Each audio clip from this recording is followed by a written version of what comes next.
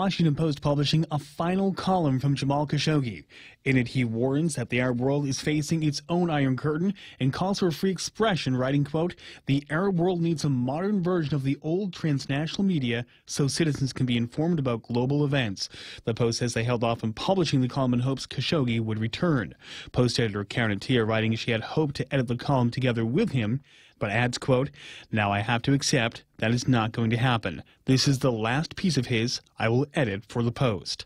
Fox's Sean Lanchel, the former president of USA Gymnastics, has been arrested after a grand jury in Texas indicted Steve Penny on charges of tampering with evidence in case of Dr. Larry Nassar, the former team doctor convicted of sexual assault involving scores of young athletes. In baseball, a game-saving catch in the American League Championship Series. Kimbrel deals, Bregman in the air, left field, Benintendi dives, and he makes the catch! Oh, what a play!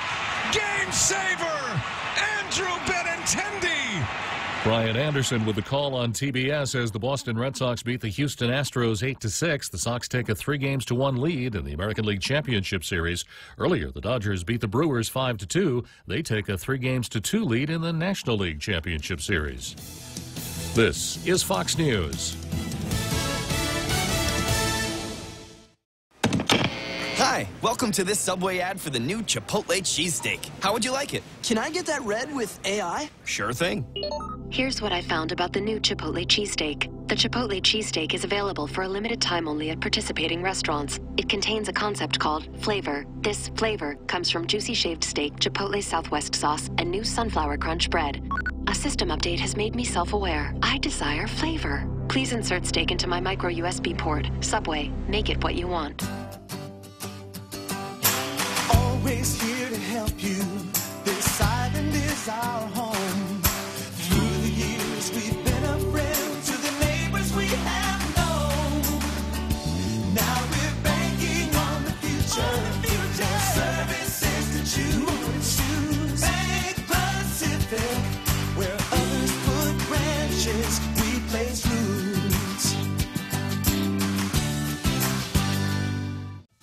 The American astronaut who suffered through a white-knuckle ride after a Soyuz space capsule failed to reach orbit last week, speaking out about the ordeal. NASA astronaut Nick Hague says it was the closest call of his career.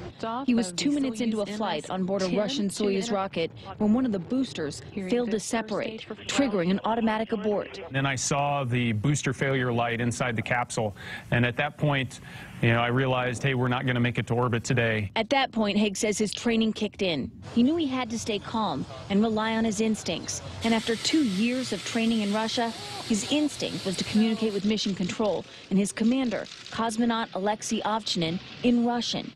Plunging back towards Earth, the two were subjected to forces 7 times the strength of Earth's gravity before the parachutes popped open and their Soyuz capsule came to rest in a remote part of Kazakhstan. Fox's Kristen Fisher. It's sentencing day on Thursday for a former FBI agent who admits he leaked documents to a reporter. Terry Albury will be sentenced in federal court in St. Paul, Minnesota, for unauthorized disclosure of national defense information. Prosecutors are asking that he get a minimum of 4 years in prison. A Florida man is going to prison for targeting Target. This goes way beyond short selling. 50-year-old Mark Barnett, who prosecutors say wanted to bomb Target stores to drive the company's stock price down, has been sentenced to 40 years behind bars. Turns out Barnett had purchased options on Target stock that would pay out when the share price dropped. He offered a confidential source $10,000 to place homemade explosive devices disguised as food packaging on store shelves from Florida to New York. Investigators found bomb-making materials at Barnett's house.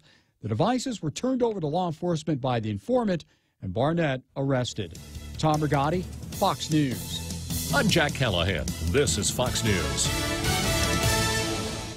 Meet all the candidates up close and personal and find out why they deserve your vote. On Saturday, October 27th, you can meet them face-to-face during Micronesia Mall's One-on-One with the candidates. From 1 to 4 p.m., you can ask the tough questions, exchange views, express your concerns, or just get to know your candidates better. Hosted by Ray Gibson and broadcast on 93.3 The Point with the Facebook Live feed courtesy of Shooting Star Productions. Go one-on-one with the candidates. Saturday, October 27th, only at Micronesia Mall. Tall Tales with Bob Klitzkie is brought to you by Sanford Technology Group, STG, delivering service that can't be beat. If you can dream uncommon design and unprecedented engineering, you define the 2018 Lexus. The boldly designed IS Sports Sedan's aggressive design stimulates the senses. Advanced paddle shifting puts the exhilarating performance of the IS Sports Sedan at your fingertips. With deep, luxurious seating, the ES350 offers an ultimate level of comfort, while cutting-edge engineering delivers a thrilling drive. Put yourself in a 2018 Lexus. Now with special incentives. At Atkins Kroll. Call the experts at Guam Hearing Doctors if you're worried about your hearing. The evaluation is simple and painless. Family Finance, serving the people of Guam since 1959. Now you can start planning for the holidays by getting a personal Christmas loan from $1,000 up to $3,500. Family Finance has 3 convenient locations to serve you. Give them a call in Dededo, 633-4473, Hagåtña, 475-4545, and the Upper Tumon location on the 2nd floor of the Pacific Building at 647-5626. Get your Christmas loans today from Family Finance. Jeff's Pirates Cove, open daily at 8 a.m., serving up hot breakfast with endless coffee and a taste of history. For more than 40 years, we've earned your trust, caring for our island's health, quality care and access to health solutions you deserve. Take care, our island, your health plan. Take care, health solutions that you deserve. Take care, peace of mind to comfort you. Take care, take care, take care. Welcome to Tall Tales with Bob Klitzkie, the only show on talk radio where common sense is a lot more common. Phone lines are now open at 888-TALK. That's 888-8255. And now, The Point proudly brings you Tall Tales with Senator Bob Klitzkie. A well-regulated militia being necessary to the security of a free state, the right of the people to keep and bear arms shall not be infringed. And that's what we stand for here on Tall Tales, the right of the people to keep and bear arms, the right of the people to listen to and post on Facebook on Tall Tales. And you can perfect that right by and the right to call into Tall Tales and speak your piece. And the way you do that is you dial 888-8255. Easy way to remember it, 888-TALK. And, yeah, here we are. Let's see who we got on board here already. We got Albert Eliason. Goodbye. Semper Fi, Albert. Juanita, who is as regular as Tall Tales. Sonny Cruz, Donna Mila Titano, who has shared some interesting scoop with us the other day. Sonny Cruz asking, smile big, Bob. Let me see if I can do that. How's that? Okay, I could probably do better, but I need a little practice on that one. Besides that, I'm not running for office, so. And we got Linda Gabriel, Lynn and Vince Borja Polino, Brad Hewitt, who is locked and loaded, and we've got the real Joe Cruz here in the control room, who operates the sound effects, responds to my witticisms from time to time, right, real Joe Cruz? All systems go, sir. All systems go. Hey, real Joe Cruz, did you know that there's a new pirate movie in town? I did not know. Well, you almost took my punchline away from me because I was going to ask you. You'd be surprised how it's rated. Oh, how is it rated? R.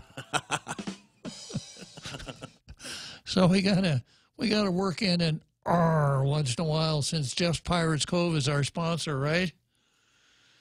Okay, so here we are. We always start out with Zemi Ikotni.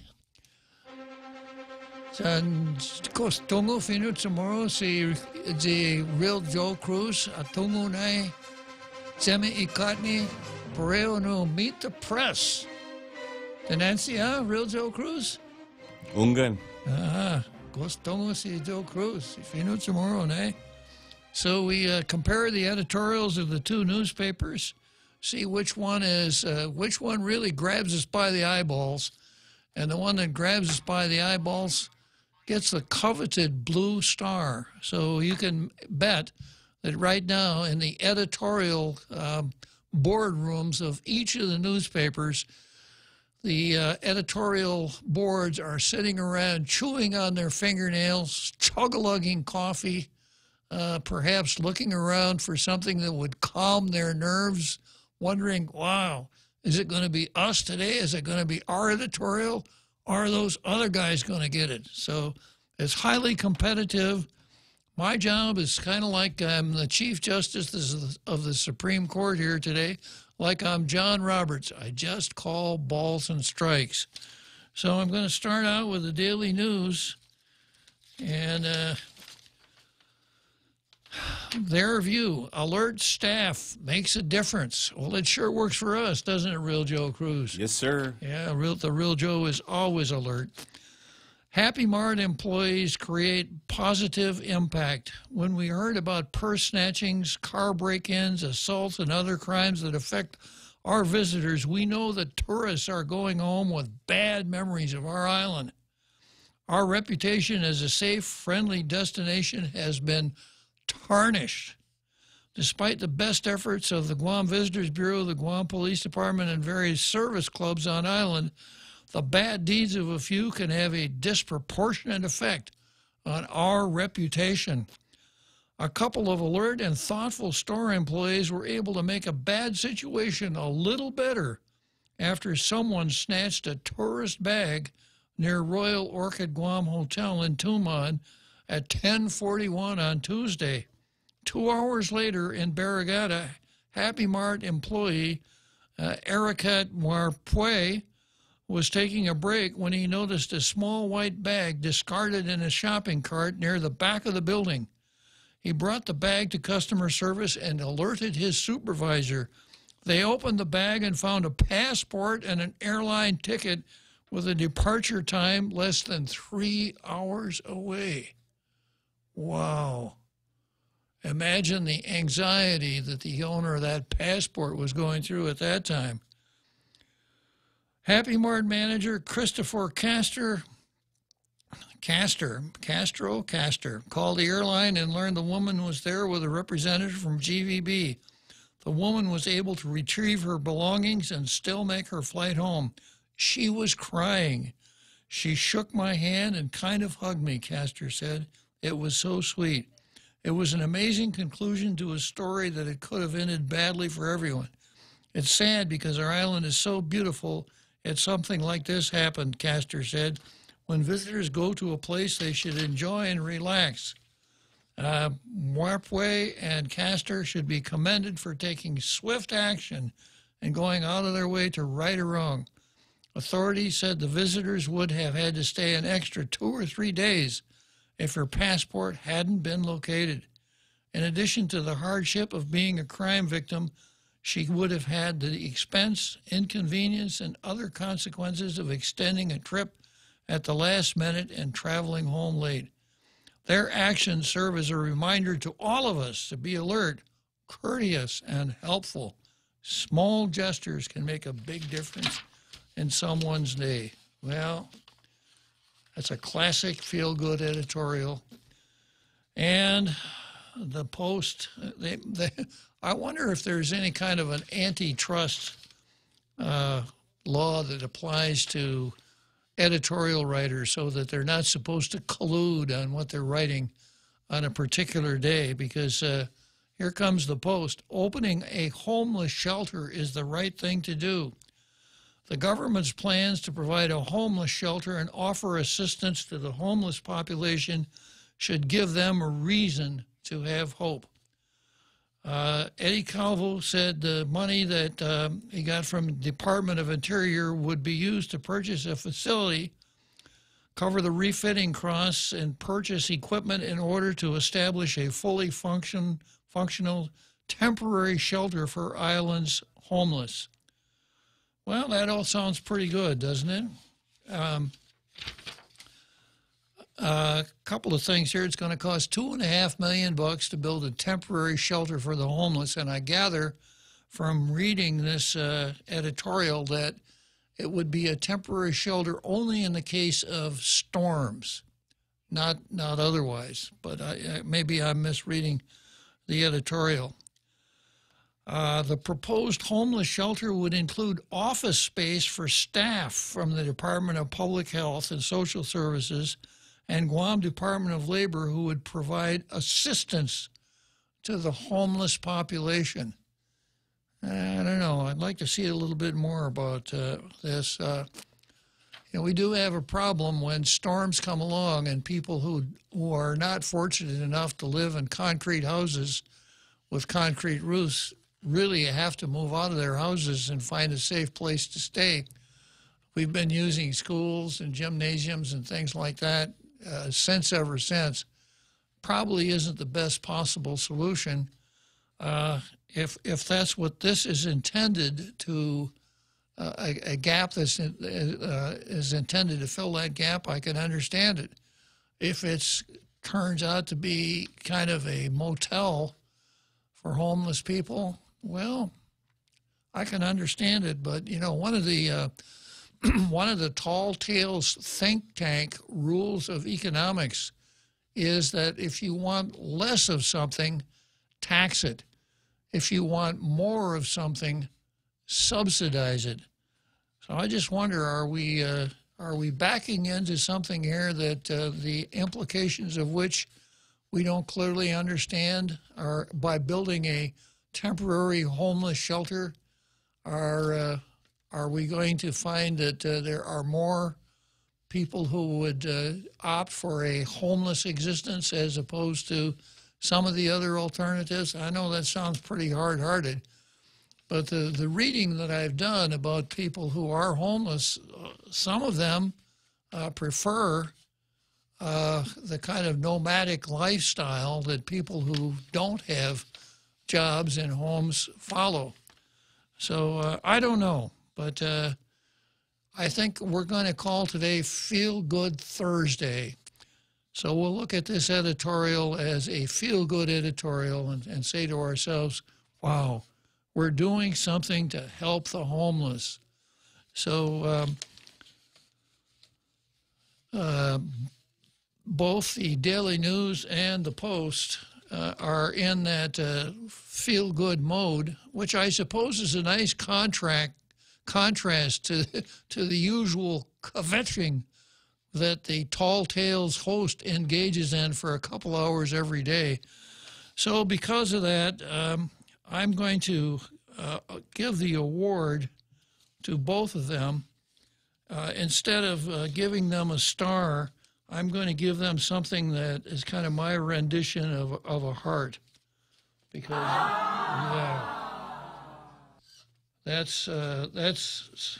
is something new for Meet the Press, right? There's the heart for the Daily News, and here is the heart for the Post. Yeah. I never went to art school, believe it or not. Yeah. So you watch Tall Tales long enough, and you're bound to be surprised by some of the things that happen here. So we've got a caller. It's, well, a cool name, right? His name is Bob. Yeah. Yes, it's a good. Are you sure? I had no idea there was another Bob. Yeah. At least on Guam. Yeah, I thought I was the real one, but we'll check with. How you doing, Bob? Hey, Bob. Sir. I wanted to comment on the editorial from, I guess it was the Post, in regards to the temporary shelter for the homeless. Yes, sir. Well, I've only been on the island for just a few years, and I think it's, I don't want to say counterproductive, but why would we build a shelter exclusively, a temporary shelter at that, exclusively for the homeless?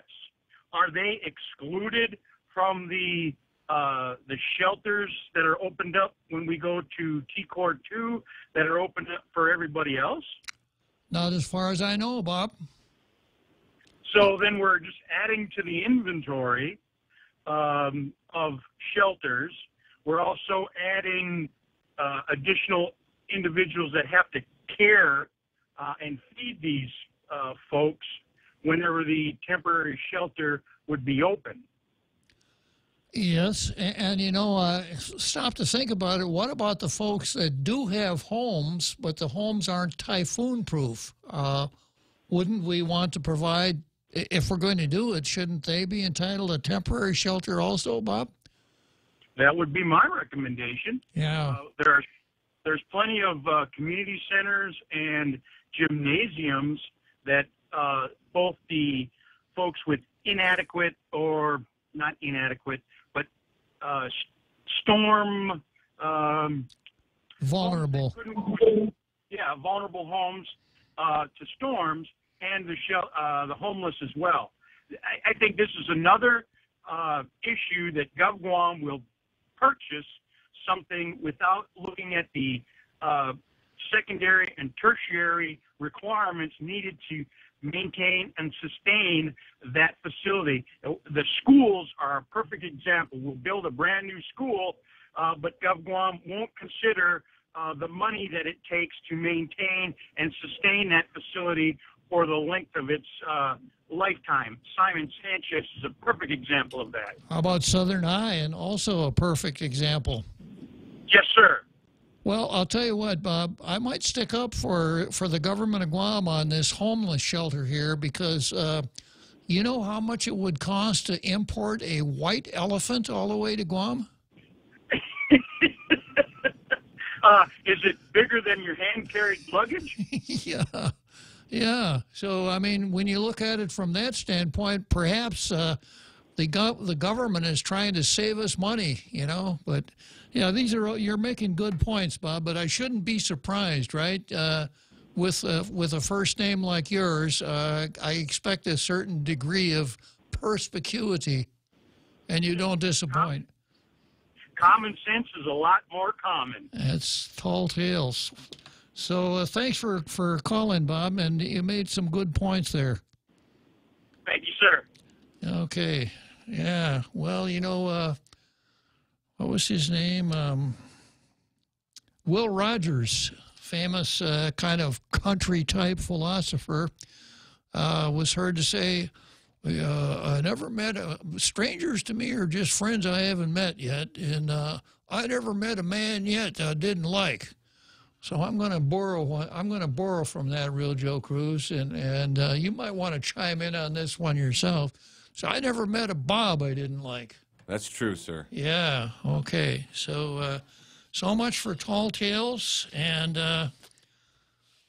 what Bob said kind of also. Kind of feeds into my theory that if you want more of something, subsidize it. If you want less, tax it. So from there we go to the card, and we got some really interesting things on the card today. Starting out with, okay, before I get into the card here, I may have to go to the phones. Yeah, okay, so remember 888-8255, and I've got Daryl on the line. Hello, Daryl. Hi there, Bob. You know, I just caught the tail end of that last comment. I wanted to say something about it.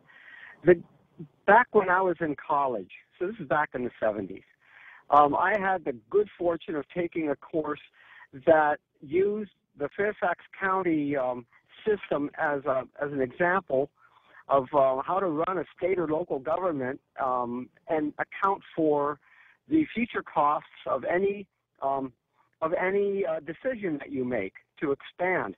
So for every mile of roadway, you have you can calculate already based on what you have for information, current information, how much it will cost to do maintenance on that road for the next 10 years, and whether you have to do it you have to budget it every year or every third year. If you're going to hire 10 policemen, you're going to have to budget for cars. You're going to have to budget for gas. You're going to have to budget for uniforms. You're going to have to budget for overtime. And the numbers exist within the government. But this government has never run those numbers with a purpose that is obvious. I mean, the legislature could run those numbers, and include it, or the executive branch could run the numbers and include it in its budget request. Neither branch has done it, and this is not something that has been generations of staff and leaders have come and gone, and this kind of a system hasn't been implemented. But I've been talking about it since I came back in '82, and nobody's interested in doing it, and that just baffles me. Well, maybe we need to talk about it a little bit more, Daryl. I know that both the legislature and the governor's office monitor tall tales every day. They have 2 or 3 voice analysts down there, voice stress analysts and things like that. So I'm sure that your remark has registered with them. I just... Oh, I've brought this up when I worked in the legislature. I brought it up when I worked as a cabinet officer, and nobody wants to listen to it. This stuff is available online. The Fairfax County publishes its methods, and it's taught in state and local program courses all over the country. It's just available. But go online and find it. Don't underestimate the power of tall tales. The fact that you mentioned it at the legislature may not have as much impact as mentioning it on tall tales. Well, it's Fairfax County, Virginia. Okay. It's just outside of D.C., just on the other side of Arlington and Falls Church, and just south of Dulles Airport. It's about the size of Guam, and it's one of the richest counties in the United States. And it's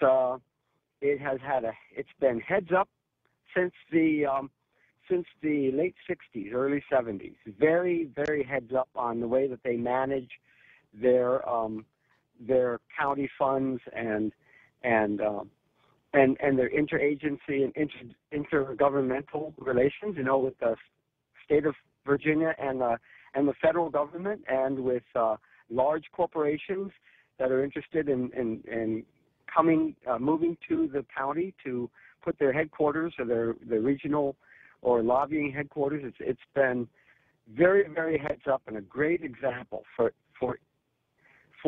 how to do things right. And so I do hope they're listening. Well, very interesting, Daryl. Thank you very much for sharing your thoughts with us this afternoon. Well, thanks for inciting me. Okay. So let's see, on the card this afternoon, I've got Governor of Guam, as you were, Governor Calvo versus Costumes, Pocahontas versus Elizabeth Warren, Calvo versus Rodriguez, Tom Fisher versus K57, and here's a really good one, Edoquin versus Emenegahit, Ada and LG versus Frank in the CLTC scandal. So one of our Facebookers is listening to the CLTC out of the corner of her ear. It's really tough competition, you know, when we try to have a serious issue-oriented talk show and we're competing with what amounts to stand-up comedy down there at the legislature, but we'll do our best.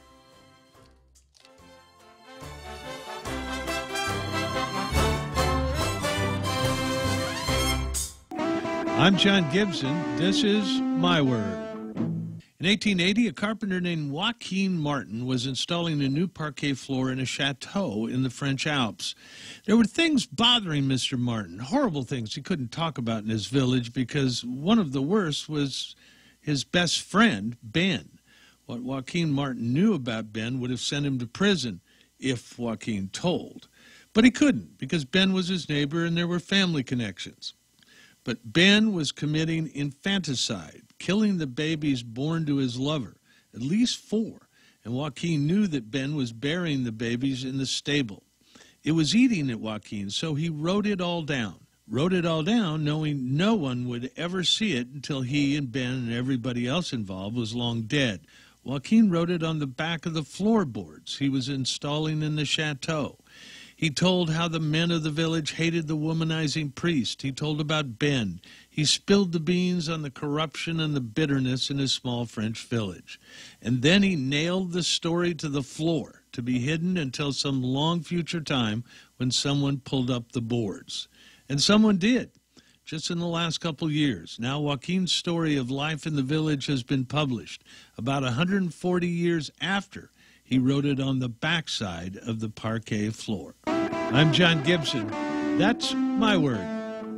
Taste the sizzle at Chili's with our new fajita flavors. Our signature fajitas are served with sliced bell peppers, caramelized onions, topped with chipotle garlic butter, and chopped cilantro. Build your fajita with over 16 ounces of tender grilled chicken, juicy steak, and a dozen pieces of seasoned grilled shrimp in the family fajita trio. All served with warm flour tortillas and fresh toppings like mixed cheese, guacamole, salsa, and pico de gallo. Experience bold, sizzling fajita flavors only at Chili's. More life happens here. We now return to Tall Tales with Bob Klitzkie, soaring over the confusion with his superpowers of truth. Call 888-TALK. That's 888-8255. Soaring over the confusion. Now, there's always plenty of confusion over which to soar. So the first item on the card here is Calvo versus soldiers, and this story picks up from yesterday. A story in the Post titled Calvo Offers Final Salute to Guam Guard Members. And there's a picture of Eddie Calvo in, let's call them camis, all right, camouflage field uniform that soldiers wear nowadays. And he's shaking and howdying and brought about a firestorm of comment. A lot of people didn't like it. They thought, some people thought it was illegal because only soldiers can wear Army uniforms. A few people said, well, it's not really that big a deal, but I think the overwhelming sentiment was, Eddie Calvo, if you want to wear an Army uniform, why don't you join the Army? So he took a lot of hits on that. And then today, there's a clarification from the governor's office press organ. And it's almost the same pattern as Elizabeth Warren, which we'll get to a little bit later, trying to fix it only made it worse.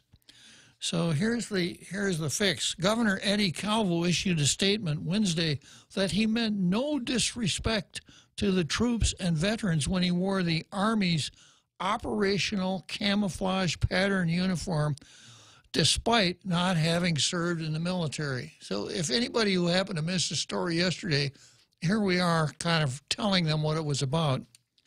He wore the official Army garb during a recent retreat ceremony hosted by the Guam National Guard, which is his last time to do so as his 8-year term as governor and the Guard's commander-in-chief is ending. We want to reassure everyone that there was no ill intent or disrespect toward any veterans currently serving or who have served honorably in the military, the governor's office said. So once again, now you have this mental image of an anthropomorphic office. Somewhere down there in Adelup, there's a building that has a mouth. Maybe it's kind of like a Siri type deal, and this office can actually speak. It's not a person. It's an office that's doing the speaking. And, of course, the question pops out, if there was, when you are talking about ill intent and disrespect, then what was the reason for doing it in the first place? If there is the possibility of ill intent and disrespect, isn't it better just not to do it? One wonders what the governor, who the governor hoped to benefit by showing up at that shake and howdy event in a soldier's uniform. Even, I will go on a little bit here. Photos of Calvo in full operational camouflage uniform had sparked discussions locally, but the issue has been debated in other parts of the country too. So I guess it's okay, right? He wore the military uniform out of respect to the Guam Guard, whose members gave him the uniform as a gift. Let me read that last sentence again. He wore the military uniform out of respect to the Guam Guard, whose members gave him the uniform as a gift. So, once again, how do things like that happen? Did they pass the camouflage hat, and everybody put a couple bucks in the cap, and then somebody went down to cash sales and bought the uniform and the boots and the hat, etc., for the governor, and then had some kind of a ceremonial presentation to him? I just don't see how this worked. The members gave him the uniform as a gift. Well, that's what I mean. He started out with kind of a bad situation and worked on it a little bit and made it worse. So next we've got, this one's been on the calendar for a little while, and this will be the last time we talk about it.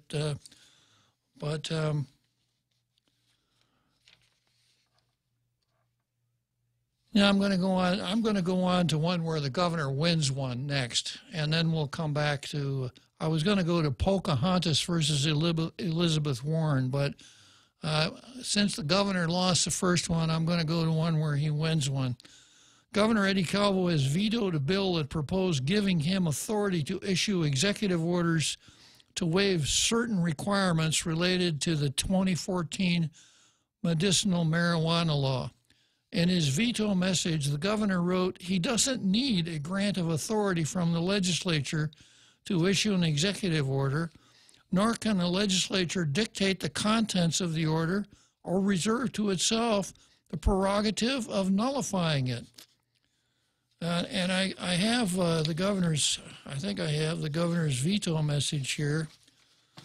I have consulted the Attorney General, and she supports this veto because the bill is inorganic and violates the doctrine of separation of powers. The bill purports to grant the governor of Guam the, quote, authority to issue an executive order which, quote, shall contain an explanation as to why the executive order is being issued, then further grants the legislature the option to reject the executive order and deem it null and void. The governor does not require a grant of authority from the legislature to issue an executive order, nor can the legislature dictate the contents of the order to reserve to itself the single-handed prerogative of nullifying it. Rather, the authority to issue an executive order is an inherent one that arises exclusively from Organic Act Section 1422, which reads, Governor shall have the power to issue executive orders and regulations not in conflict with any applicable law. The Organic Act expressly authorizes the governor to issue executive orders, but also limits the scope of that authority, stating that the governor shall have the power to issue executive orders. To the extent that the executive order possibly, pursuant to its Organic Act authority, the legislature enacted the Joaquin Concepcion II Compassionate Cannabis Act of 2013, including the requirements governing the establishment of a medical cannabis laboratory. If the legislature now wants to waive or change any of these same requirements, then it is authorized to do so on its own without an executive order issued by the governor. Indeed, because the legislature is certainly aware of its own laws and authority, the intent behind Bill 326 is not just puzzling, but reeks of legislative arrogance. On matters that deal with the administration of the government, the legislature must allow the executive branch to carry out laws without interference. And if this all kind of sounds familiar to you, it is, because I kind of went through the same exercise here on Tall Tales, and I opined that Dennis Rodriguez's bill that gave the governor the executive order authority to waive parts of the statute, but then said that the executive order could be repealed by a legislative resolution. That's Bill 326. after giving a short analysis of it, I said it was the strangest thing I've ever seen come out of our legislature. And if it were an animal, we would probably call it a duck-bill platypus. That's the animal that has a beak like a duck. It's a mammal, but it has a beak like a duck. It nurses its young. It lays eggs. It's got web feet. Anyhow, that's what Dennis's bill looked like. So even if you agreed with the purpose of the bill, which is to simplify the entire cannabis, the medical cannabis scheme, it's a classic example of you must not only do the right thing, but you got to do things right. So I'm just not surprised that the governor vetoed this one. And while we're on the subject of cannabis, something we came up with yesterday, and by the way, with respect to Bill 326, you know, I filed a writ of I told you so when I read through that Bill 326. I petitioned for a writ of I told you so, and the writ said, I'm suggesting that the governor's going to veto this bill because it ties knots in the Organic Act. And was I right, Real Joe Cruz? Yes, sir, you were. Yeah. No surprise to you, I'm sure. No. So, you know, it's kind of an aggravation when a person said, well, I told you so, right? So I'm going to have to ask your sufferance here because since the subject of marijuana came up, I'm going to tie up a couple of loose ends. I got a post yesterday of a patent number, and I looked up the patent number, and I'll tell you what was patented, and I'll tell you what I said and why, once again, I was right. Strange as it may seem. Let's talk in terms of cannabis and palliative properties and curative properties. So palliative means, you know, like if you have a headache and you take an aspirin, it's palliative. It makes your headache not hurt as much, I would hope. Does the aspirin attack the root cause of the headache? Probably not. So that makes it a palliative. If you are constipated and you chew on a couple of X-Laxes, that's curative. It's not going to make you feel, well, I guess ultimately you'll feel better. But for a little while there, maybe castor oil would be a better example. So this is what I found when I looked this stuff up. I said that as far as American patent law is concerned, you can't patent something that occurs naturally. So, for instance, you couldn't put a patent on water because water occurs naturally. You probably can't put a patent on dandelions or grapes, etc. And I also opined that you wouldn't be able to patent marijuana because it occurs in nature. So this is what I found out. There are compounds in marijuana plants other than the mind-altering compound, which I think is called tetrahydrocannabinol. There are other compounds, and the THC is a palliative primarily, but there are other compounds in the marijuana plant that actually have a curative function. And what I found out is that some of those other compounds have a dimension that helps people with certain kinds of brain maladies. So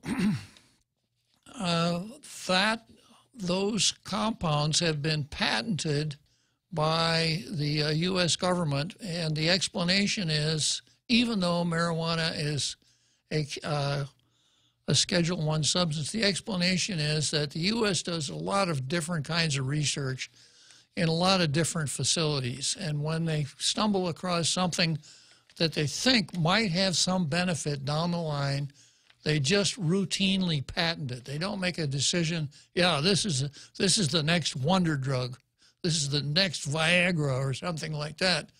They just go ahead and patent it so that later on, if they want to do something with it, for instance, license someone to test it or license someone to manufacture it or whatever, they have the rights to it.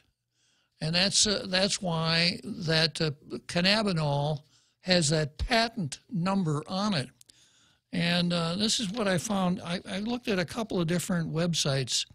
One of them, The Cannabinist, said the patent doesn't prove the chemical compound is effective in the stated treatment, adding that the compound would have to be purified, synthesized in a lab setting, subjected to extensive testing in humans and animals, and ultimately require U.S. Food and Drug Administration approval to show that it's safe and effective for the intended purpose. It was kind of the song and dance I went through yesterday.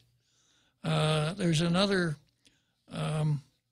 website I went to, marijuanabreak.com.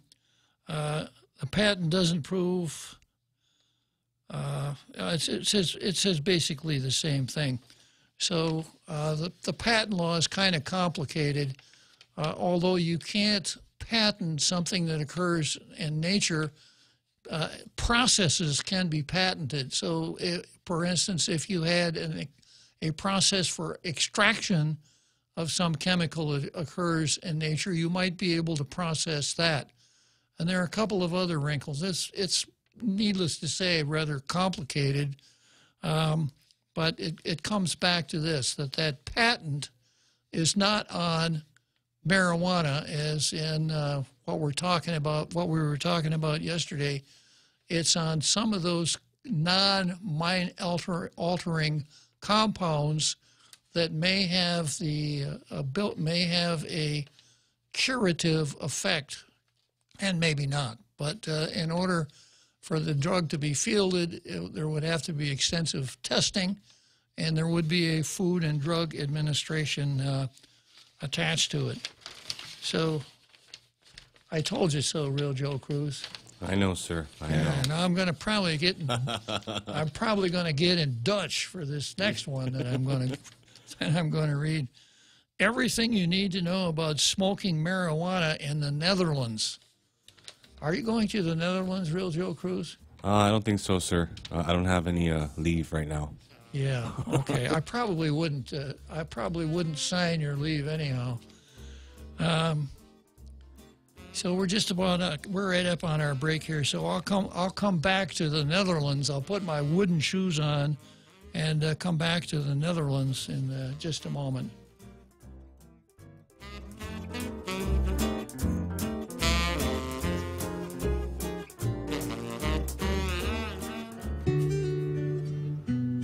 The problem isn't just not being able to hear or understand, or having to tell people to speak louder. Sometimes the frustration is having to repeat yourself too many times, or speaking so loud you're almost shouting. At Guam Hearing Doctors, we understand that hearing problems affect both sides. One of our goals is to help your hearing for those around you.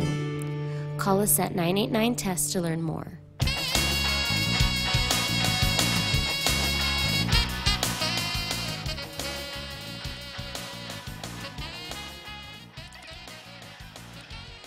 So let's see. Yeah. Everything you need to know about smoking marijuana in the Netherlands. And here's this subtitle in this article. I thought it was legal to smoke marijuana in Holland. No. Despite the profusion of coffee shops which sell cannabis over the counter, the drug is not legal in the Netherlands. It is, however, tolerated. Does that sound familiar? Does that sound kind of... Yeah. Kind of remember you having a conversation with Demi about that. Yeah, Jimmy didn't think I knew what I was... Jimmy invoked number 0. Bob, you don't know what you're talking about, right? Yeah. The drug is not legal in the Netherlands. It is, however, tolerated, meaning authorities will turn a blind eye. I wonder if they put an eye patch on that blind eye. to those in possession of 5 grams or less. So, yeah, it's not legal, but it is tolerated. I suppose if we carry that a little bit farther here, follow that to its ultimate, to the ultimate destination, that's kind of what we're doing here. Marijuana is not legal, but we're trying really hard to tolerate it. So the next thing I could envision is sending a delegation of Guam lawmakers to Amsterdam to do some field research on this, to see how they do it in the Netherlands, and get some schematics for windmills and see how they build those dikes over there and all that kind of stuff. Kind of reminds me of the junket that Elizabeth Barrett Anderson took when the Dave Davis case was argued in Honolulu. The government has hired Julian Uggan to argue or to take care of the government's defense in the Dave Davis case. Julian's a good lawyer, good choice, probably a very good choice for that job. But the paper said that in addition to him going, and of course we're going to have to reimburse him for his expenses, another lawyer from the Attorney General's office went. It cost us about $1,700 to send him. And then the Attorney General herself went to Honolulu for this oral argument, and it only cost us $3,500 for her business class ticket. So if it's not a junket, it's certainly the next best thing to it, because there would be I wouldn't know what function the Attorney General filled when that case was on for argument. The argument lasted about 20 minutes. We had our hired gun there to do the argument. She did come back, though, and do a press release saying what a wonderful job Julian Uggan did. I don't know if that was worth $3,500 plus the per diem, which is something like, I don't know how much, probably $150 a day, that we had to pay our Attorney General to make that junket to Honolulu. So anyhow, let's hope that in the process of tolerating marijuana here, we're not overrun with senators tripping around in wooden shoes after their trips to the Netherlands. Next item on the card here is Pocahontas versus Elizabeth Warren. And this is a classic case of someone trying who makes a mistake, and in the process of trying to rehabilitate himself or herself after the mistake only makes it a lot worse. Because I have a story here from a website called Town Hall. The headline is, Pocahontas descendant calls on Warren to apologize. That's why this item in the card is Pocahontas versus Warren.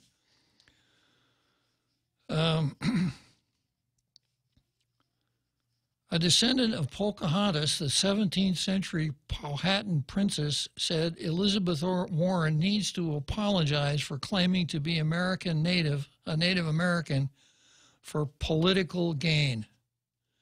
Appearing on the Tucker Carlson Tonight, Debbie White Dove Porrico said she was glad the Massachusetts Democrat finally took the DNA test, which she urged to do back in May. It did prove that she wasn't the Cherokee Indian that she said she was claiming to be for so long, Porrico said on the program Tuesday. I think she's guilty of claiming to be an American Indian, but has no proof, and then is using it for applications to college and for political reasons. Warren released the results of a DNA test this week showing that she may be anywhere between 1/64th and 1/1024th Native American. but the definition included Mexican, Colombian, and Peruvian DNA. So if being a native, having Native American DNA is important, there was a guy named Miguel Villar who was out here in January 2016 who did a presentation at the university, and he got DNA samples from something like 80 Chamorros and found out that on average, those folks had about a 4% level of Native American DNA in their own DNA. Well, you know, during the Spanish times, the Spanish brought a lot of Mexicans, a lot of people from Mexico here, because Guam was on the galleon route from Acapulco to Manila. And Spanish, like a lot of other colonialists, like to move people around. So there's probably a pretty strong input of Mexicans into the Guam population. So if what Villar says is correct, that a lot of Chamorros have a 4% Native American DNA, I'm going to tip off the law school at Harvard, because they may want to come out here and recruit any of our lawyers that have that Native American DNA for their law schools, because according to what I read about Elizabeth, Harvard was really scrambling for diversity. And so they hired Elizabeth Warren and featured her as their first woman of color on the law school faculty. So, so Pocahontas kind of dropped the dime on her, and let's see, I got another one here.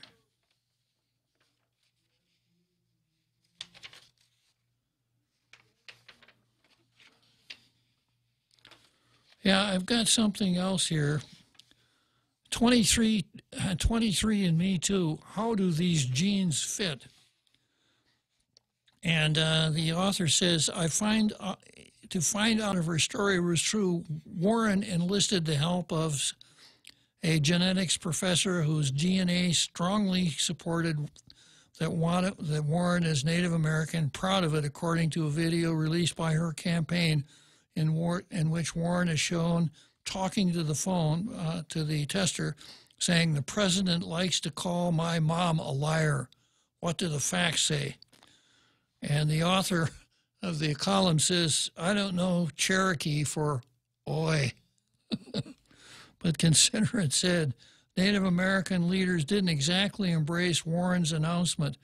A DNA test is useless to determine tribal citizenship, said Cherokee Nation Secretary of State Chuck Hoskin. Senator Warren is undermining tribal interests with her continued claims of tribal heritage. And I ought to share this piece with Michael San Nicolas, too, who thinks that he can draw something from our Indian Reservation Convention in the United States. The author goes on to say that, as it turns out, I'm not busy, and I, too, am part Native American. According to the genetic testing company 23andMe, a whopping 1%. I'm also part Viking as well as Neanderthal, but probably so are you. Which is to say, this is all fun and interesting and also ridiculous. We are, after all, descended from the same original source, and our differences, while interesting, are largely inconsequential. So I think I'll probably give Elizabeth Warren, also known as Pocahontas, a break and put this one away. After that big halftime show we have every day at 5 o'clock, I'm going to come back to Tom Fisher versus K57. That's radio station K57. I know a lot of you folks don't know what it is. You've never heard of it or anything. So I'll have to... The point is KUSG, Hagåtña, Guam, 93.3 FM and 104.3 HD3. A presidential briefing on Khashoggi. I'm Jack Callahan, Fox News. Secretary of State Mike Pompeo has arrived back in Washington from his fact-finding trip on the missing journalist. Returning from Saudi Arabia and Turkey, and President Trump says he'll deliver a report. The president dispatched the secretary to figure out what happened to columnist Jamal Khashoggi. He walked into the Saudi consulate in Istanbul 2 weeks ago and never emerged. The secretary says he's giving the Saudi and Turkish governments space to complete their investigations before the U.S. decides on its response. Fox's Rich Edson at the State Department. Turkey's government claims to have graphic audio recordings which they say prove Khashoggi was tortured and murdered by a Saudi hit squad. President Trump wants a copy. We've asked for it if it exists. Jamal Khashoggi's apparent final column is published in today's Washington Post. 19 days out from the midterm elections, the Fox News poll finds Democrats in general holding a 7% edge among likely voters. The poll also says likely women voters are leaning Democrat by 18 points. But the president's daughter-in-law, Lara Trump, tells Fox News at night she sees plenty of support for the president from women. Women in this country want to know the country's headed in the right direction. They want to know that their children are being taken care of, that the future is good for them, that this country is safer. And under Donald Trump, they can say that all those things are true. President Trump will be on the road for each of the next 3 nights with rallies for Republican candidates in Montana, Arizona, and Nevada. Steve Penny, the former president of USA Gymnastics, has been arrested in Gatlinburg, Tennessee, after a grand jury in Texas indicted him on tampering with evidence charges involving the sexual abuse of gymnasts by former gymnastics team doctor Larry Nassar. Boston Red Sox a game away from the World Series, taking a 3-1 lead in the American League Championship Series last night with an 8-6 win over the Astros, who left the bases loaded in the bottom of the 9th. This is Fox News.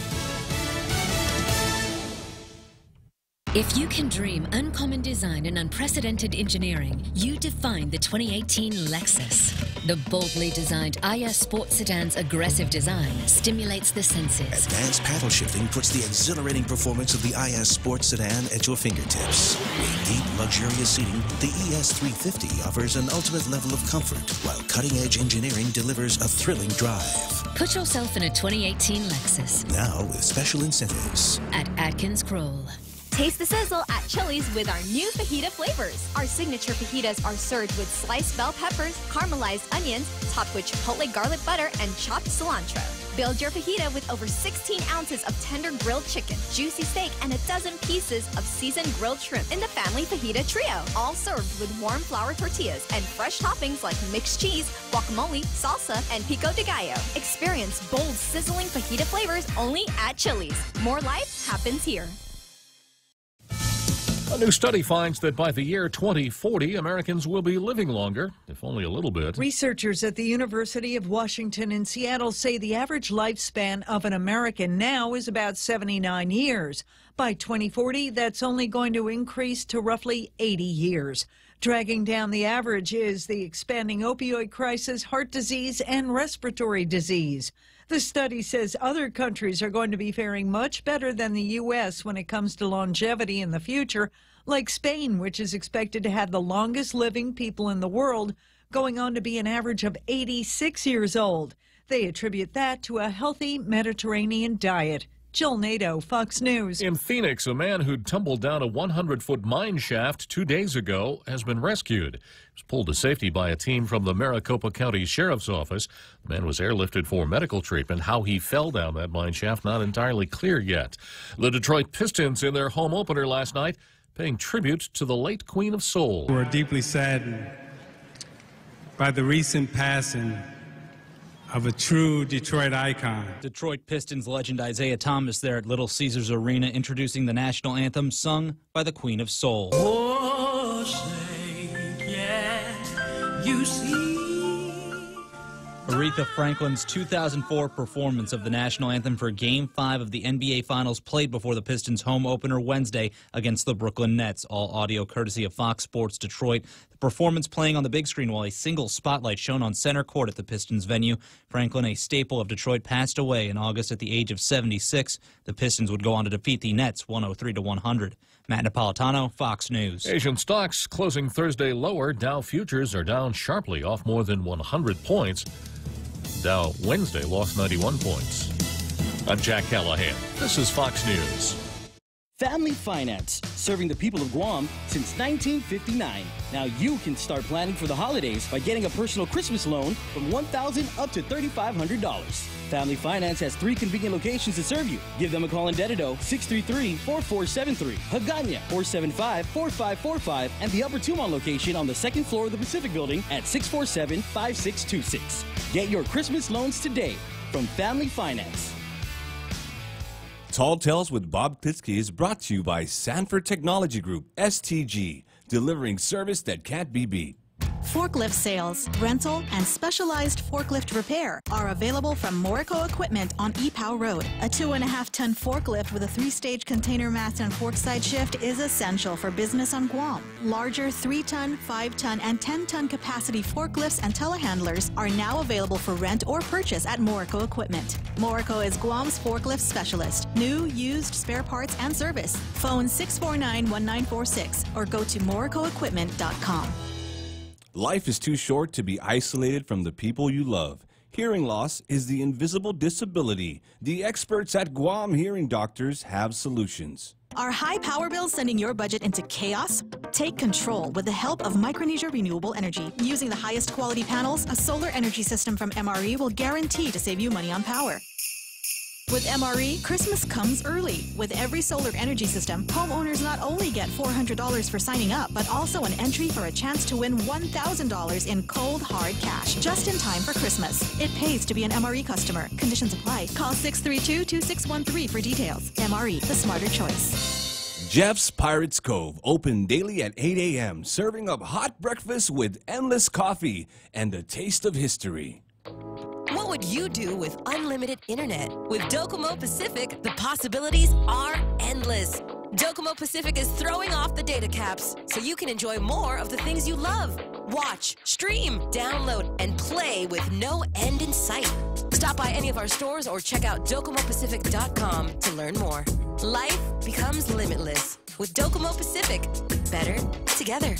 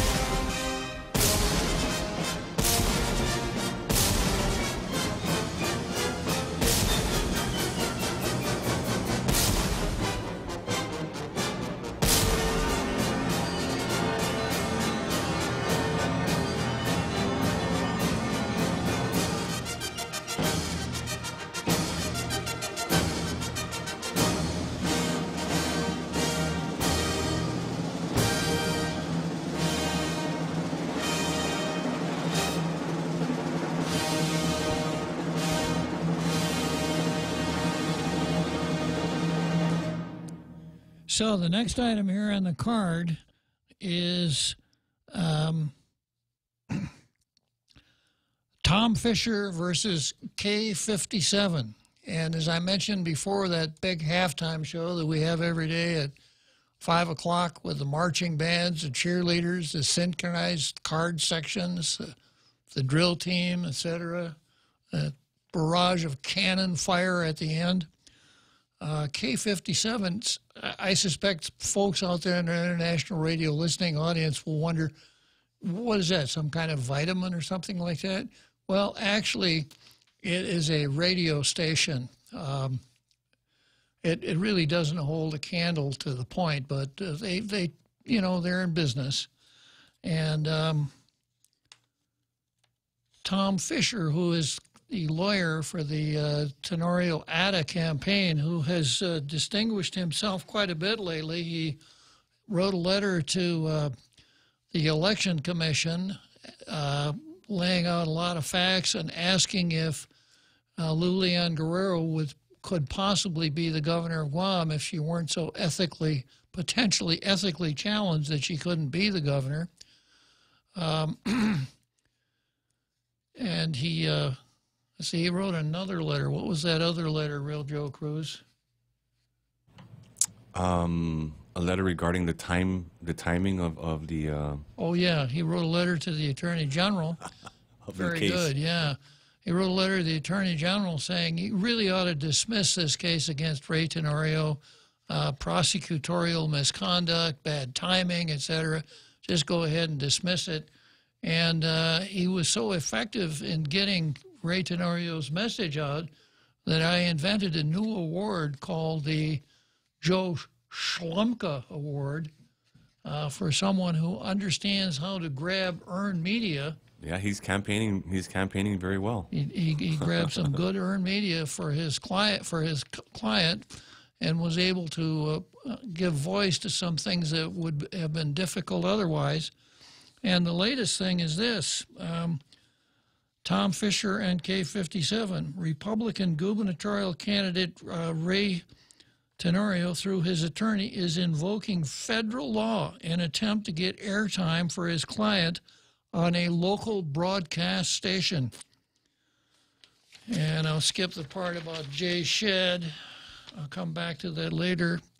In a letter on Wednesday, Tenorio's attorney, Thomas Fisher, contends that News Talk 57 aired a 20-plus minute political commercial cloaked as an interview for Democrat gubernatorial candidate Lou Leon Guerrero, who was interviewed by host Patty Arroyo.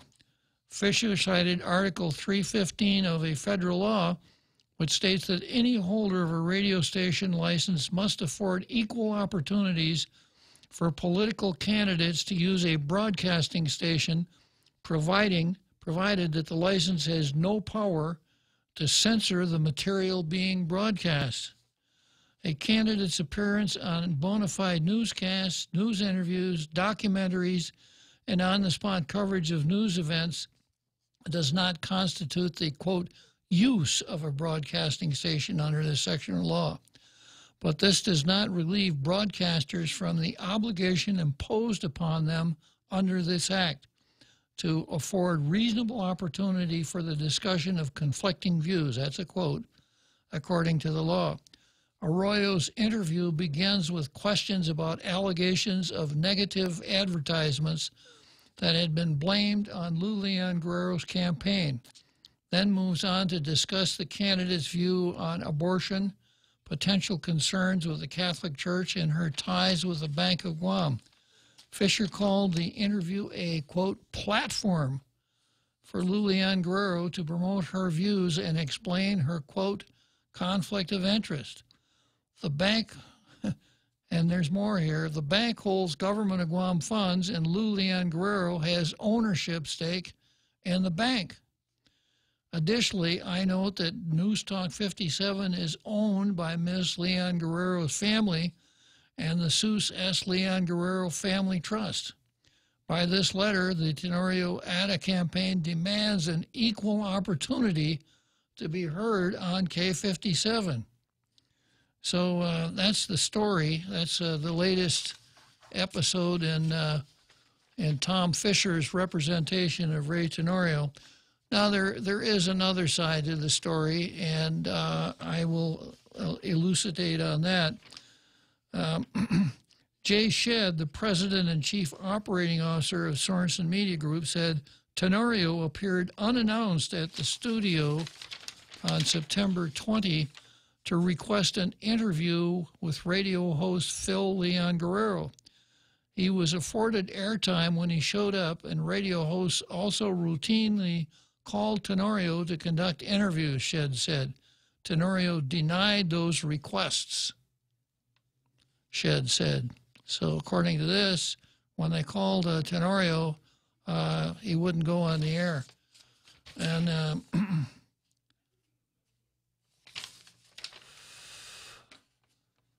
Shedd wrote back to Fisher telling him about Tenorio's unannounced appearance on September 20 and how this might also be seen as not bona fide news coverage, especially since the appearance was orchestrated without, quote, any professional courtesy to our host or station to schedule free airtime.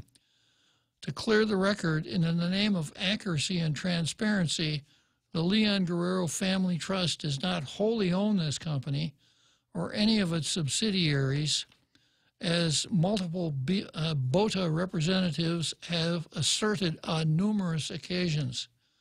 This trust owns a minority stake in Sorensen, Shedd said, regarding Fisher's allegation with the trust. So there you have it. Tom Fisher now is saying that when Patty Arroyo on K57, what time of the day is Patty Arroyo on? I have no idea, sir. Yeah. I know Ray Gibson's on first thing in the morning. That's that I do know. Yeah, that's Ohio. That's Ohio. You know, according to Ray, all you got to do is set your dial on 93.3 in the morning and just leave it there all day. But yeah, well, I guess what happened then was that Patty Arroyo over at K57 had Lou on for about 20 minutes, and Tom Fisher thought that this basically was giving her sort of free air time to campaign, and is asking for equal time for Ray Tenorio. I guess that's what the story's all about. So it's one of those things, you know, the old saying, if a dog bites a man, it's not news. But if a man bites a dog, yeah, then it's news. So when a radio station runs the news, well, that's kind of like the dog biting a man, right?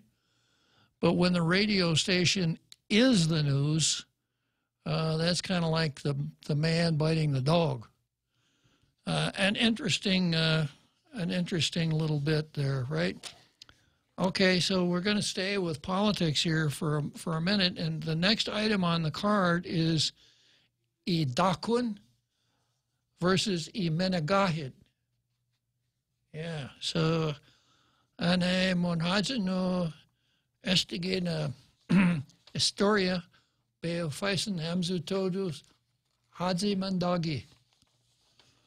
I'll even ask you, Real Joe Cruz. I don't know. I think somewhere in there you were speaking about a liar and who's lying. Yeah, and I'm going to ask you at the end. Oh. Yeah, I'm going to ask you. So this is the lead-in to the story. It's a post story from today. Leon Guerrero, I'm not a liar. The write-in campaign of Democrat Senator Frank Hogan Jr. and former U.S. Attorney Alicia Limtiaco stepped into high gear Wednesday, following their declaration Saturday at a rally in Inigwik that they're back in the running as a write-in team. The two candidates went on the offense and took to the airwaves on local talk radio programs. They explained their decision to continue their campaign and denounced the Lou Leon Guerrero, Josh Tenorio team, which they lost to in the August Democratic primary election. The Republican gubernatorial team of Tenorio and Atta were not mentioned. On the Point radio station, we had a round of applause there for that, on the Point radio station.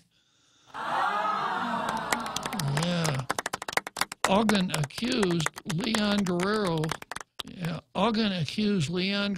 of being a liar, telling host Ray Gibson he has proof that the Leon Guerrero Tenorio team facilitated and sponsored about 70% of all those attack ads against the Ogden Limtiaco team. Now, this requires a little bit of explanation here, and I've been following this pretty closely, so I think I can explain. When people are running for political office, they're going to be attacked. Usually, I mean, it's par for the course. It's kind of like saying when people go out on the football field, there's going to be blocking and tackling. It just kind of comes with the game, so that they will be attacked. And negative attacks are quite common. In big-time politics, there's such a thing as oppositional research, where researchers are hired to go out and find all of the skeletons in the closet of the person, the other side of the campaign. That's called negative campaigning. John Kerry and the Swift voting being a classic example. John Kerry presented himself as a war hero from the Vietnam War, and some people came forward and said, yeah, well, you know, he fell down playing basketball, and that was his Purple Heart. Not really, but something like that. So that's what negative campaigning is. And again, that's kind of par for the course.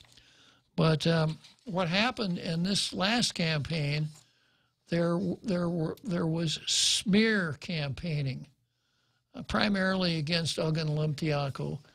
It was on social media, and it was anonymous, so you didn't know where it was coming from. So I think rather than talking about 70% of all those negative attack ads, what they're talking about is the anonymous smear ads. And empathizing a little bit, if you're in a political race, if it's let's say if it's Bob versus Herman, right? And Herman publicly attacks Bob and says something negative about Bob, something like when Bob was in high school, he was not a good rebounder. Yeah, pretty scurrilous attack, don't you think, Real Joe Cruz? So that gives me the opportunity to come out and say, I want to show you my stats from high school. I was one of the best rebounders in the conference in which I played.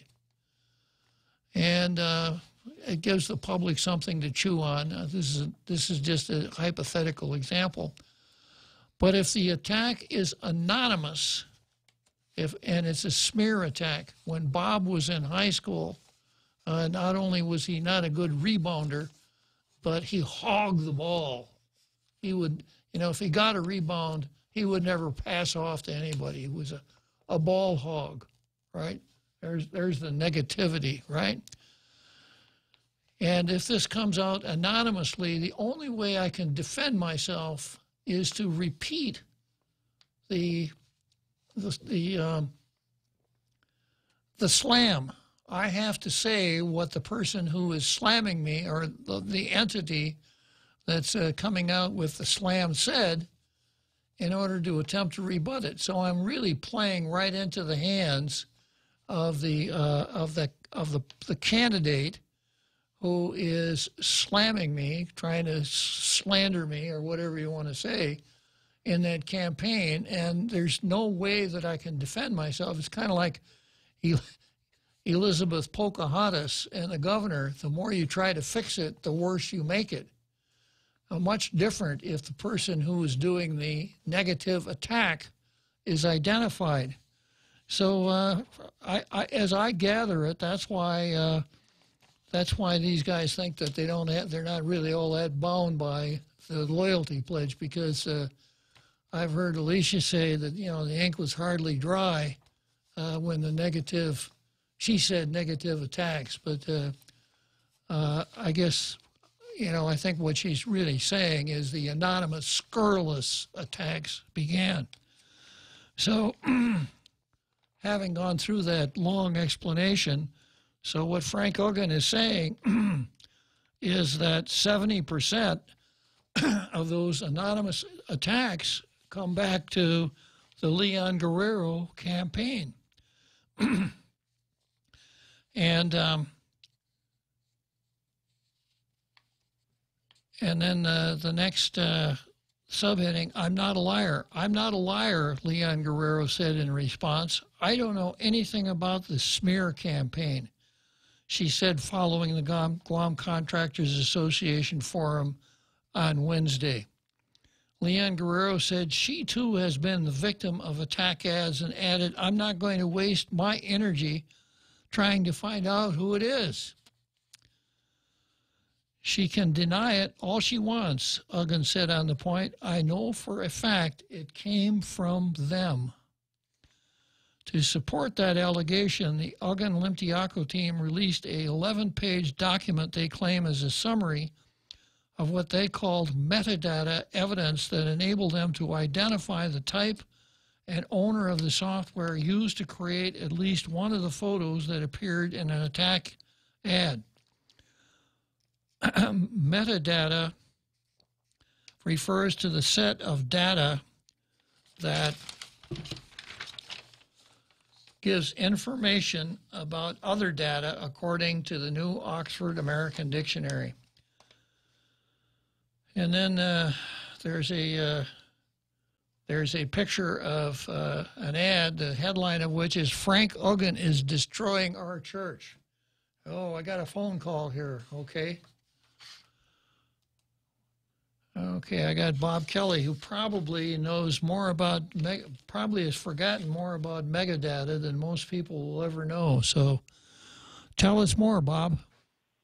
Hello. I actually, if you go to the point on the WhatsApp, I sent a couple of links on how metadata can be edited and changed both for videos or documents and pictures.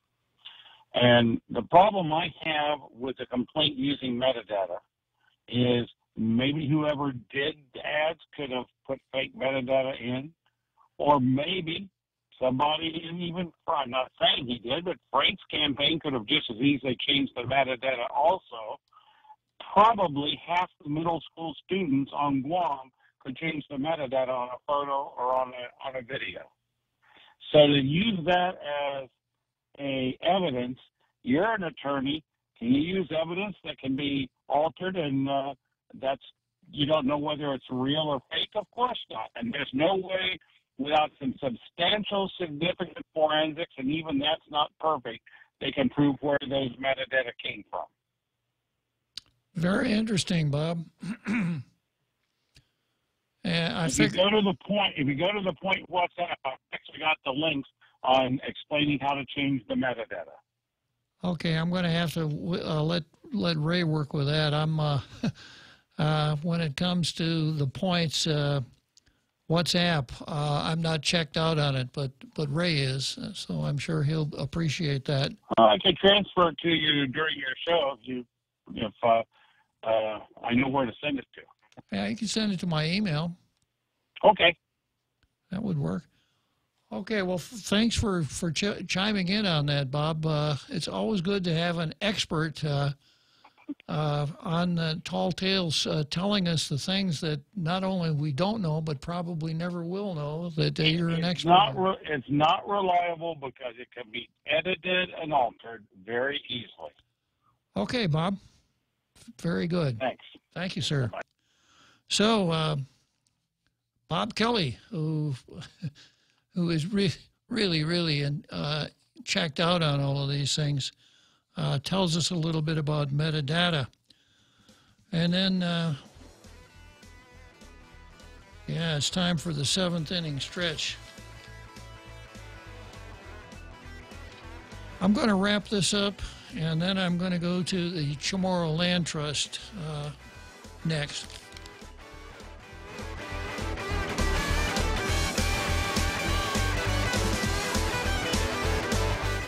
What are the benefits of switching to the handset payment option with GTA? For starters, you can customize a plan that matches your budget and lowers your monthly payment. HPO lets you upgrade to the latest phones whenever you want. No more waiting for a contract to end to get that slimmer, faster smartphone. Because with HPO, there are no contracts. HPO lets you design a phone plan that suits you. So join the thousands who've already switched to HPO, the most customizable phone plan on island. Limited time offer. Terms and conditions apply.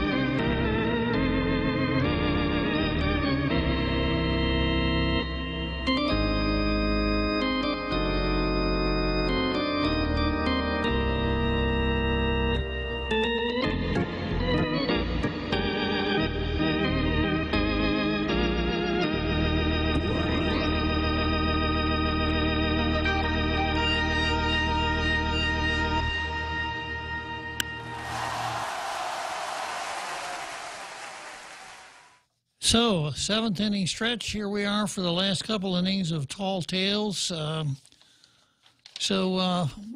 respect to Edakwin Minagahit, Bob Kelly has added a new dimension to the card, giving us his explanation of metadata and the fact that people would be that people who wanted to fababa somebody could even change the metadata in the process of doing that. So the nice thing about Tall Tales is that we have so many smart people out there in our international radio listening audience who are so willing to share with us. So thank you very much for that one, Bob. At the end of this article, there's a note, "Now we're moving full speed ahead," Uggan said. "There's no stopping us in making sure that we get our message out." And then to wind it up, Leon Guerrero said she would object to the inclusion of the Uggan Olympiaco team in any of the ongoing gubernatorial forums leading up to the November 6th general election. "I don't think they should be included," Leon Guerrero said. "They are not the recognized candidates that the people of Guam chose." She said she would not participate in any gubernatorial forums if the Uggan Olympiaco team is invited. Well, I can kind of understand that. When if you're the basketball coach and you feel like you've got a substantial lead, you tend to slow the tempo of the game down and don't try anything razzle-dazzle because it might work against you. So to be on the same stage with Frank Uggan, probably one of the things is that Frank would trot out the A word, abortion, which Lou has told us she doesn't think is an important element of the campaign. So just a possibility. Okay, going on to the next item. I've actually styled it as Ada and Leon Guerrero versus Frank Uggan because it does deal with the Chamorro Land Trust Commission, and I have explained on more than one occasion how Frank Uggan came up with a solution to this whole Chamorro Land Trust scandal back in May. By way of background, a constituent brought to the attention of Frank Uggan the fact that there were drainage problems on the side of Mount Barragata. Upon investigation, it was found that it was because Public Work was building a road up the side of Mount Barragata. That road led to leases or Chamorro Land Trust property that was leased to several people. Extremely nice property, very valuable. One lot worth $400,000, the other one another $700,000. And as soon as it was discovered, the Chamorro Land Trust exposés of Chamorro Land Trust commission and personnel was extreme. There was all kinds of things that went on, like the director of land management signing a lease twice, once as a lessor, once as a lessee. Land, nice pieces of land going to people who work for the land trust or for the department or who were relatives of people who work for the department.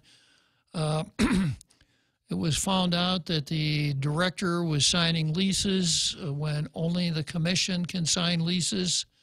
It was even found out that the deputy director was signing leases. So it was a gigantic cluster fumble. So Frank Uggan had a bill that would allow the governor to appoint a retired judge who would go in and straighten the whole mess out, promulgate rules and regulations, because believe it or not, as long as that Land Trust Act has been on the books, rules and regulations have never been promulgated, although the act says that they are to be promulgated. So the retired judge, somebody that would be disconnected from the land trust and someone that we could trust, would go in and bring an end to the chaos. that bill was introduced in May, and had it been passed in May, Shelley would be able to spend 100% of her concentration on tall tales instead of listening to the public hearing out of one ear and tall tales out of the other, because the problem would have basically been solved. Well, Tom Atta did nothing. Back in, I think it was June, Frank Uggan suggested to Tom Atta, don't you think you should have an oversight hearing? Question, well, why? Well, this is an urgent matter. Tom Atta's response, why? Because this is an election year? So finally, Tom set a hearing for Frank's bill on the 13th of July, and I had some testimony that I've read on Tall Tales a couple of times that I thought really laid out the problems and commented on the solutions that were proffered by the bill. Instead of having the hearing on July 13, Tom Atta, about 2 hours before the hearing, canceled it for insufficient cause. And instead of rescheduling it within the next few days, he just canceled, and he never put that bill on for public hearing.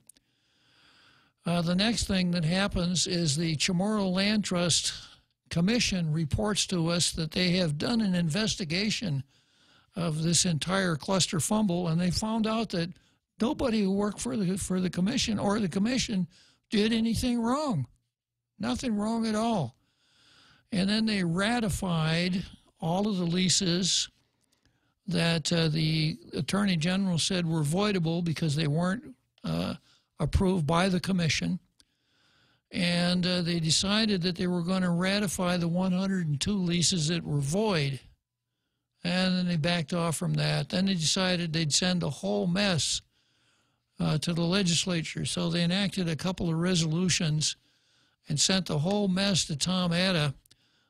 Tom Atta got a bill drafted right away and set the matter down for public hearing today. So, you know, it took him about 8 days from receipt of the bill to the public hearing to get the thing moving. And, of course, you know what my question is here? Guess what my question is, Real Joe Cruz? What's your question, sir? Why? Because it's an election year? Yeah. You know, it just made no sense that he dragged his feet for so long and then all of a sudden is in a big hurry. Well, he even said that he wanted to get the hearing out of the way because he wanted to get on the next session agenda. Next session starts on October 22. Well, we found out today that that session has been canceled. I would speculate as to why it was canceled. As you all know, there's an election on November 6th, and the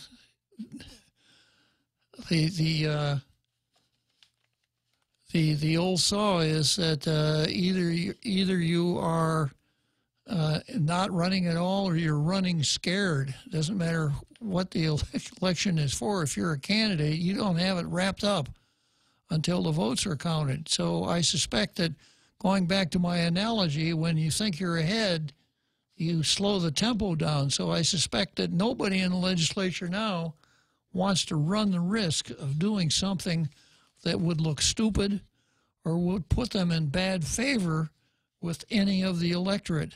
So no session. But the Land Trust Commission was successful in dumping this problem on Tom Atta, who is in the process of attempting to dump it on the legislature. Okay, I'm going to go into the bill and the resolutions in a minute, but I've got, this is not Jimmy, right? No. This is Jim. Yes, sir. Okay. Hey, Jim, how you doing? I'm great, thank you, Bob. I just, I listen to you when I can, which is about 4 days a week, and like your topics. But this one here seems to be, normally, the Republicans complain about the Democrats. Like I said, it's an election year, but seems the shoe works on both feet for the public parties when they want it to, right? Yeah. So I don't know. It's frustration on your part, my part, the citizen, but what can we do about it except vote? And apparently they're already on the ballot to win, so does it matter? I mean, I don't know anymore. Well, just a comment. I don't know. Yeah, I hope you stick with it, Jim, because We're not giving up. It's frustrating a bit, especially when you see the D.C. politics, how dirty it is. This isn't really dirty. It's family and friends out here. You know, it isn't a people know everybody here pretty much, and it's just you wonder what goes through their mind sometimes. True enough. True enough. But thank you. That's all. Okay, thank you, Jim. Yeah, we have to hang in there. We gotta keep striving. We gotta not let our guard down. And I would give Jim and everybody else a cause for optimism. Something that has happened recently that showed that that the people can be served. And I would tell you about the as Andre described it, the great salary smash and grab of November 21, 2014. When Ray Tenorio and the Juan Pat 10 gave themselves huge retroactive raises, and in the next legislature, 7 people were not reelected. That's how this crop of current legislatures got in. I suspect that most of them think that the reason that they were elected is because of their apparent skill, knowledge, personality, good looks, whatever. But I don't think that's it. I think the reason that most of the newbies got in was they rode a wave into the legislature, and the name of the wave was Turn the Rascals Out. So sometimes when it seems like the public is not going to be well served, I think it goes back. It's necessary to go back and remember some of the successes that the public has had, and that certainly was one of them. So let me just check my Facebook postings here and see what folks are saying.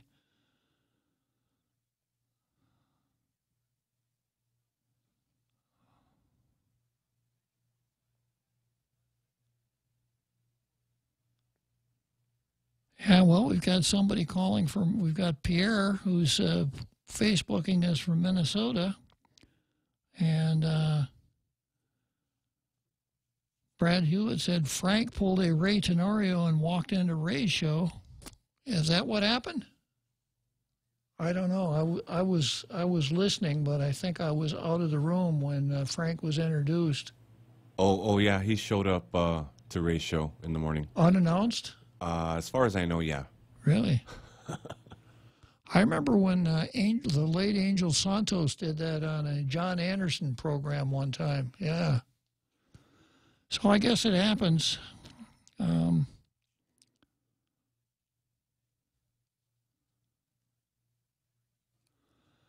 It hasn't happened at Tall Tales, and I have a feeling it's probably not going to happen at Tall Tales. I would tell you that if it did, it would not please the host of Tall Tales in the slightest. Okay, so I've got the bill that that Tom Atta introduced on October 9, and I've got the resolutions from the Land Trust Commission. And I'll start out with the resolutions.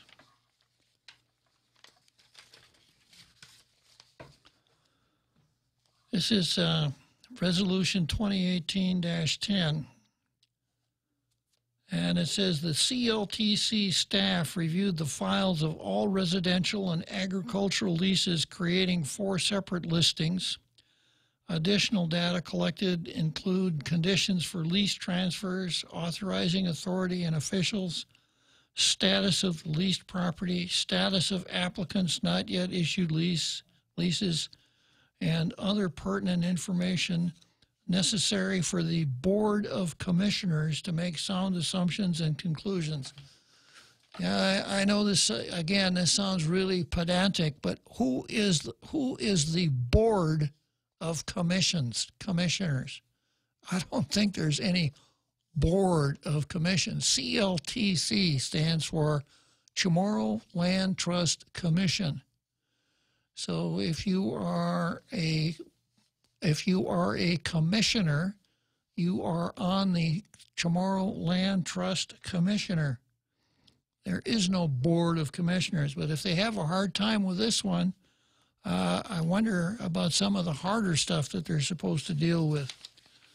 So paging on through,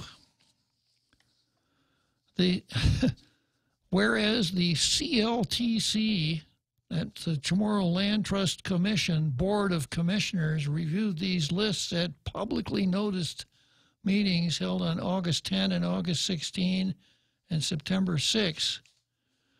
And at the September 6 meeting, the CLTC Board of Commissioners meeting, the commissioners discussed the requirement for all issued leases to be ratified and whether the commission had that authority.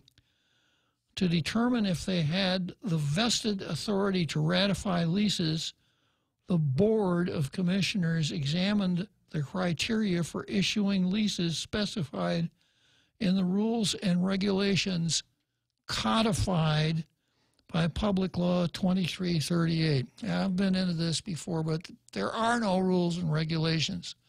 Public Law 2338 is a statute, and in that statute there is some language called the Paul Bordallo Rules, but because of the way the statute is formatted, it doesn't use it's not addressed to any title in the Guam Code Annotated, and it doesn't use the codification convention, so you can't find it through any of the lawyer tools that lawyers use to find things.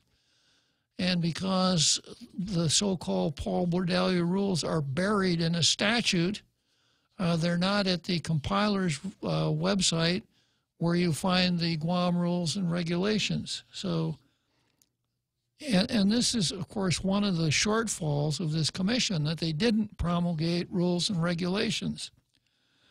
And then there's a long list of things that, Section 5.2, applicants for residential or agricultural leases shall provide the commission with documented proof that the applicant is 18 years of age and a native Chamorro. So there's a whole list of things that that the approving authority, which is the commission or the commission board, is supposed to look at when they approve these leases. And then there's a kind of a breakdown of the whole thing. And then, wow, time for the home stretch. Well, I think I can just about finish this after the home stretch in the last 10 minutes of Tall Tales. If not, I'll come back to it tomorrow. And I'm sure there'll be more news tomorrow after this hearing. For over 30 years, Sanford Technology Group has been helping companies throughout Guam and Micronesia with their payroll, time and attendance, networking, and other information technology services. Our online integrated payroll and time and attendance solution provides the workforce management tools and expertise to make your business more efficient and employee-friendly. For more information, visit Sanford Technology at 335 South Marine Corps Drive or call us at 647-0220 to schedule a demo today. Sanford Technology Group.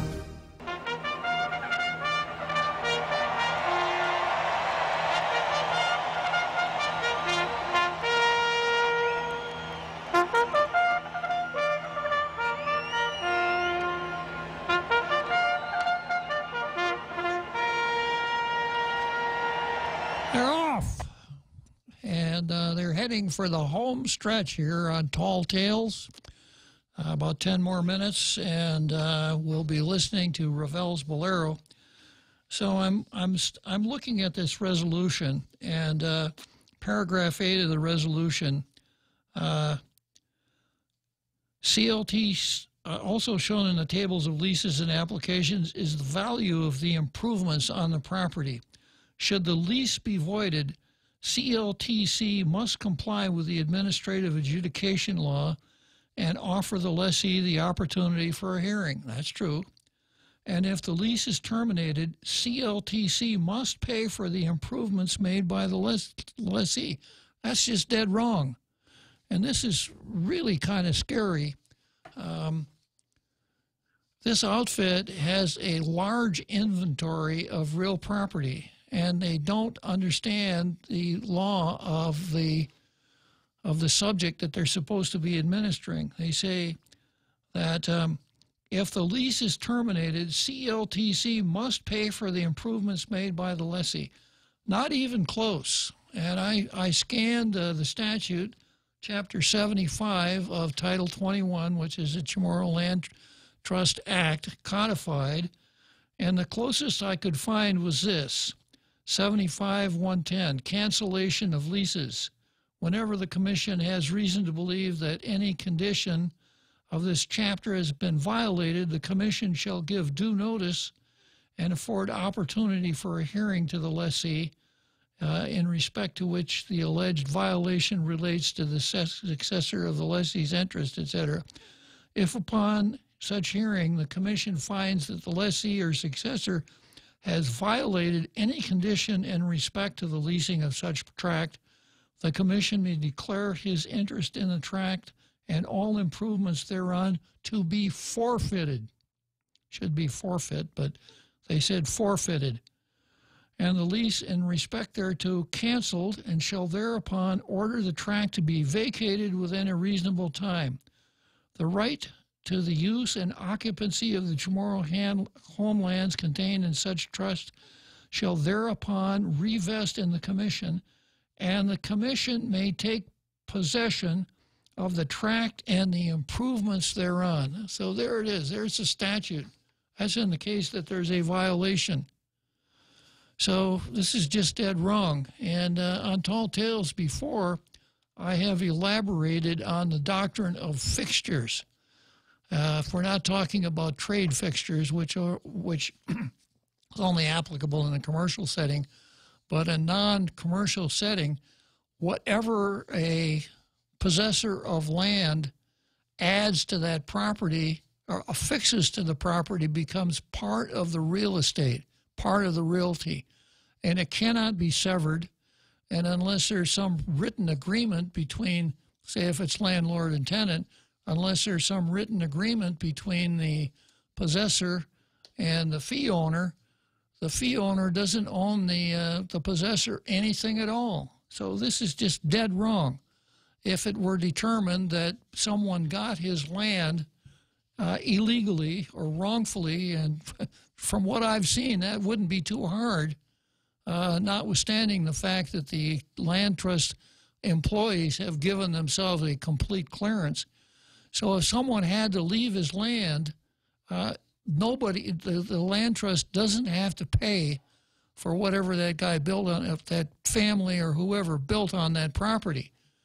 Now, I know that sounds kind of hard, and I'm not saying that there might not be some way, some ex gratia way of dealing with it, but it's troublesome when a commission would do something because it doesn't know the law under which it's operating. That's not generosity, that's just stupidity.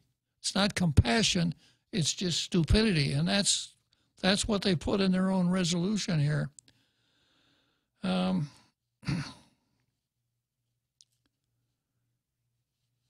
then the act of allowing applicants to switch application date and time with another applicant has existed since 1997.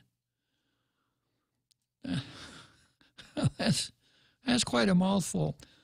However, the act of allowing applicants to switch application date and time with another applicant has existed, maybe occurred, but has existed since 1997.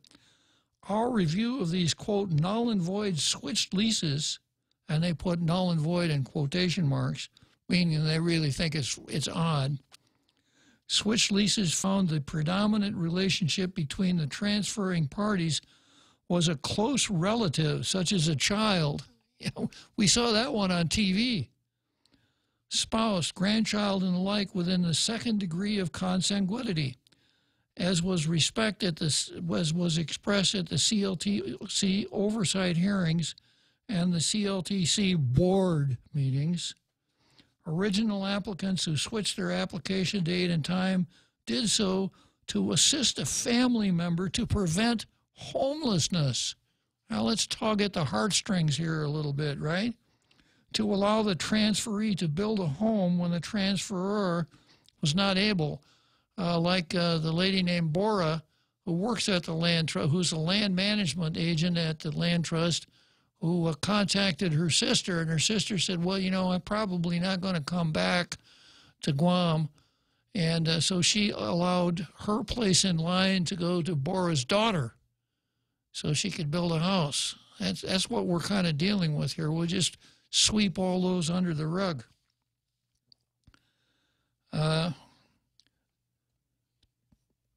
Because of the inability of the transferor to adequately use the land due to age or illness, or to help a family member in need for whatever reason, to help a family member in need for whatever reason. Now, once again, here we go. Let's take public property and let's devise a scheme where people can use it for whatever they think is an appropriate reason, even if it could be charitable, etc. But the idea that this is tolerated by this commission and encouraged because the act of allowing applicants to switch application date and time with another applicant has existed since 1997 is troublesome. I wouldn't want any other part of the government to work on that same mindset. So the Chamorro Land Trust Commission Board, the Chamorro Land Trust Commission Board of Commissioners approved by unanimous motion and submits this resolution respectfully requesting the legislature to validate its ratification of the 2,877 issued residential and agricultural leases, which are also specifically identified in Exhibit A. Now, here's an interesting thing. If you go to download this bill, this is Bill 356-34, if you download the bill, you get these resolutions that I'm reading from. So the bill and the resolutions are about 15 pages.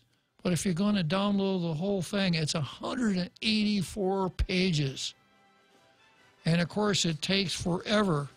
And the reason that it's 184 pages is that there are spreadsheets attached showing the name, the application date, etc., of all of the lessees.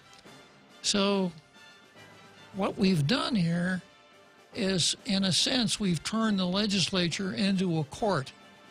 And we're presenting this evidence to the court called the legislature and asking them to make, in effect, a judicial finding that these leases that the Chamorro Land Trust Act has already said are no longer voidable. We're asking the legislature to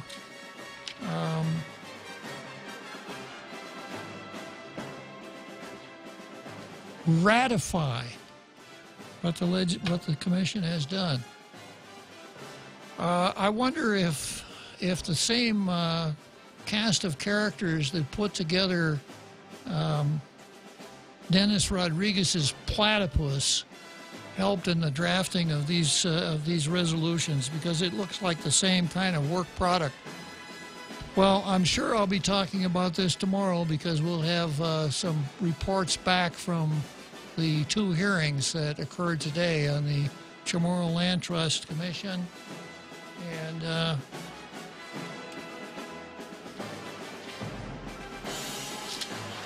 pues okay, está Diyos agupan ay?